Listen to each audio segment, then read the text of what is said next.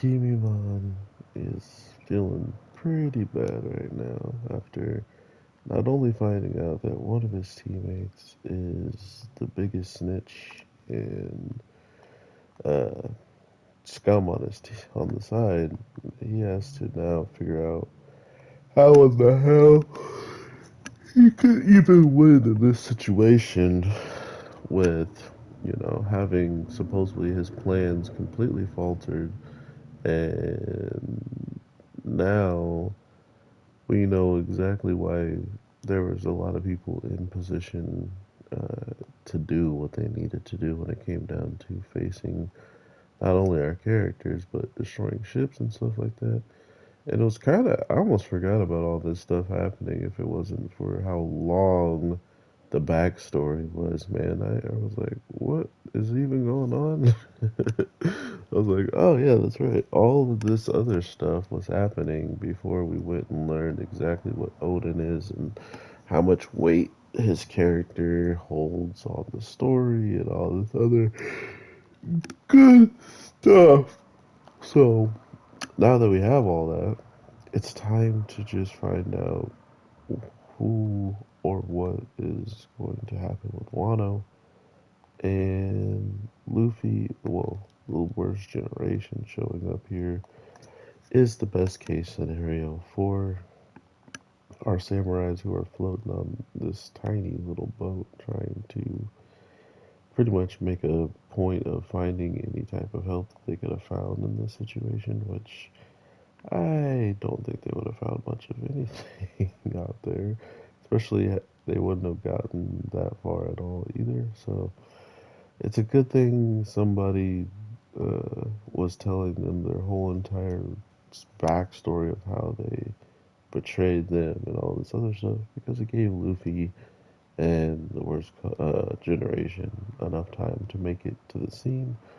So this is one of the times you can actually thank the villain for talking too long, because if he didn't talk long enough and they just started firing on him, because at any time he could have grabbed Momosuke, even if his head didn't get cut off and stuff like that.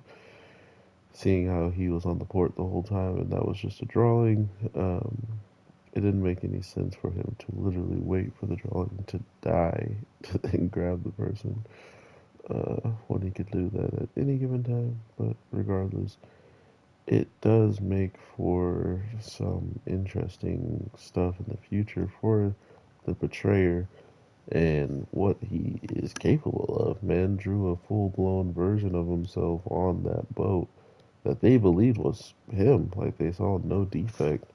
And the point of the case of being like, oh, this doesn't feel like this guy or anything along those lines. So it really does go to show you uh, how perfectly he was drawn. Not to mention he kept that information away from all of them. He never told any of his teammates that he could actually just outright draw himself. So that was also a pretty sneaky little tactic that he pulled off there, which was cool. But overall, man, I am most curious in just how everything is going to end up now that we have a good understanding of who is the one that was like Law was kind of taking the blame, or like seemingly was going to take the blame, or his people for giving out this information. But really, it came down to an actual samurai who clearly could have been working with all of us if they wanted to, but instead chooses violence. you know.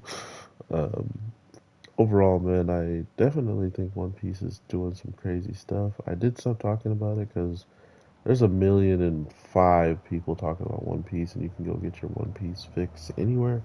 I'm only talking about it now because it's getting back into the stuff I wanted to really talk about and see again, which was the progression of Luffy, seeing Sanji and Zoro and all the main characters. Because believe it or not, I actually like the main cast. I just kind of got lost in that backstory slash. I post so much stuff on Saturdays already. It was nice to take something off, but sooner or later shows are going to end. One Piece isn't ending anytime soon, so I'm just trying to make sure I keep up with it sometime, somewhere. With all that being said, take care. Because I've been watching it, I just haven't been recording it. But with that being said, take care and peace.